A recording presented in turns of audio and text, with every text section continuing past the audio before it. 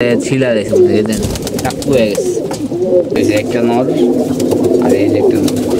আসলে মাদি আমার হয় রসুন আর ওই লোক আপনার লিটারে 10টা করে দিলে হয় তুলসী পাতা। আমি ফিল্টারে পানি দিতেছি আর আপনার ঠান্ডার ওষুধগুলো। আসসালামু আলাইকুম, সবাই কেমন আছেন? আমি মিতুল বিজন পেট থেকে বলতেছি। আলহামদুলিল্লাহ ভালো আছি। আজকে আমার যে বিষয় নিয়ে আসছি খুবই গুরুত্বপূর্ণ বিষয়। বর্তমানে যে হারে গরম ঠান্ডা পড়ে, একটু আগে গরম ছিল, এখন আবার বৃষ্টি পড়ার ভাব ধরছে। এই গরম ঠান্ডায় কবুতর ঠান্ডা লাগে, বিশেষ করে কবুতরের চোখে পানি আসে এবং কবুতরের চোখে পানি আসার সময় আমরা কী ট্রিটমেন্ট দিই এই নিয়ে আজকে ভিডিওটা একদম প্রাকৃতিক ট্রিটমেন্ট দিতেছি এবং আপনাদের দেখাবো। যে ট্রিটমেন্টগুলো আমি ব্যবহার করতেছি আপনার প্রত্যেকটা ভিডিওতে আমি দেখাবো। চলো মুরগি যাই, মুরগি গেলে বুঝতে পারবেন। শুরু থেকে আসবেন, থাকবেন, বোঝার চেষ্টা করবেন। চ্যানেল নতুন হয়ে সাবস্ক্রাইব করে দেবেন, ফেসবুকে দেখলে পেজটা ফলো করে আমার সাথে থাকবেন। আজকে আমরা কবুতরগুলো গোসল দিছি আর কি হারে মর্টিং হইতেছে দেখছেন। আমরা কিন্তু বৃষ্টির পানি ধরে রাখি, এই বৃষ্টির পানিগুলো আমরা দিতে আসছি। যেগুলো উড়ে এগুলো না, যেগুলো উড়ে না এগুলো দিতেছি বিটার কবুতরগুলোরে পানি। আজকে কিন্তু আমি কবুতরগুলো উড়াইতে পারতাম কিন্তু উড়াই নেই একটা কারণে, কারণ কখন বৃষ্টি নামে ওরা দেখা যায় কবুতরগুলো ভিজবে, ভিজার পরে দেখবো আরও ঠান্ডা লাগবে।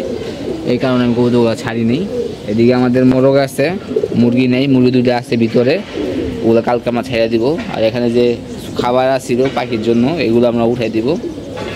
আর আমাদের কবুতরগুলো মাশাআল্লাহ সুস্থ আছে। বড় কবুতরগুলো একটা ইফেক্ট করে না, যা ইফেক্ট করে সব ছোট কবুতরই করে। আমরা যে কটা কবুতর আছে সব নর কবুতর। নিচে দেখছেন কত ময়লা, এটা পরিষ্কার করে পানিটা ধুয়া তারপর আমরা কবুতর খাবার দিব। খাবার দিলে সন্ধ্যা বাজবে। আমরা গরম টাইমে কবুতর 5টা, 5:30, 6টার দিকে খাবার দিই। সব নর কবুতরগুলো আছে, দেখেন কী অবস্থার মধ্যে দেখছেন, একেবারে ছিলা রেখে দেন টাকু হয়ে গেছে। আর এদিকে আমাদের এক জোড়া বাঘা কবুতর আমরা করছিলাম বাচ্চা, দুটাই নর বাচ্চা হয়েছে, একটা নর আর এই যে একটা নর। আসলে মাদি আমার হয় না। এখানে দেখা যায় 30টা কবুতরের ভিতরে 20টাই নর, ঠিক আছে, 20টাই নর। রাগি করতে যাচ্ছে নর বাচ্চা, নর বাচ্চা ম্যাক্সিমামে নর বাচ্চা, মাদি এবারে খুব কমই পাইছে। সবগুলা সুস্থ সবল আছে আলহামদুলিল্লাহ। কিন্তু আমরা তারপরে কবুতরগুলারে আমরা প্রাকৃতিক ট্রিটমেন্ট দিব।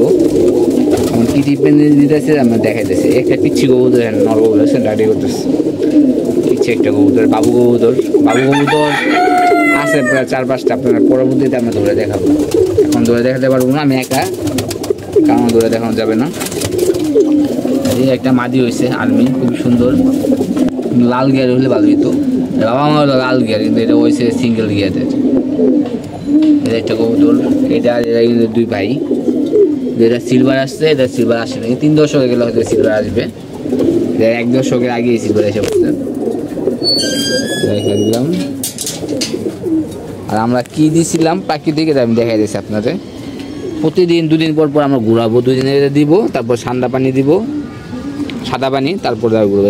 রসুন আর ওই লোক আপনার লিটারে 10টা করে দিলে হয় তুলসী পাতা। এগুলো যা আছে এগুলো আমরা এনে দিয়ে দিই, এগুলা খাক, ওরা খাক, ওই খাক, ধরে দিয়ে দিচ্ছি। এই ক্ষেত্রে দেখা যাবে ওর যে ইগুলো আছে, সমস্যাগুলো যে থাকে ঠান্ডা সমস্যার সমাধান হয়ে যাবে। মুরগিগুলো ছাড়বে একটু করে। আর আমাদের কিছু বাচ্চা কবুতর আছে আপনার একেবারে অবস্থা খালি, 2টা মরছে আর বাকিগুলো দিয়েছেন সব এখানে রাখছি। কারণ এই কবুতরগুলো ঠান্ডা আছে, ঠান্ডা কারণে কেমন করতেছে।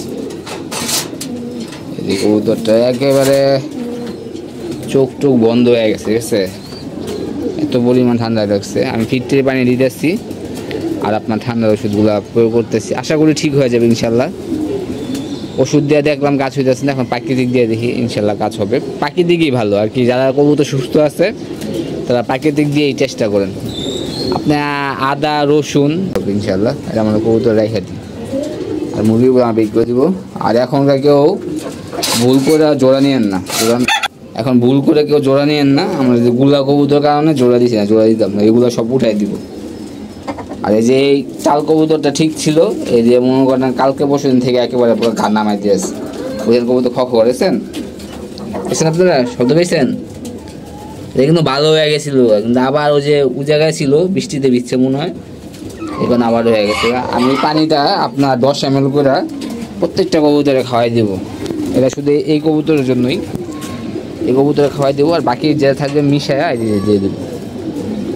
আপনারা অবশ্যই কবুতর প্রতি দেন। খাবারের ভিডিওটা করব, খাবার এখন তো আনা হয়নি, খাবারের ভিডিওটা করতে পারি কী খাবার দিতেছি।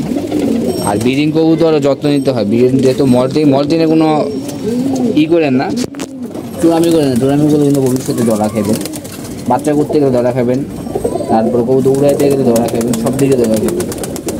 অল্প হোক যাই হোক কিছুটা হলেও যেন ছোলা ডাবলি এগুলো পায়, গম এগুলো যেন পায়, বাজার, তারপর কুসুম ফুলের বীজ এগুলো অল্প অল্প করে হলেও দিয়ে যাতে কবুতরটা ঠিক থাকে।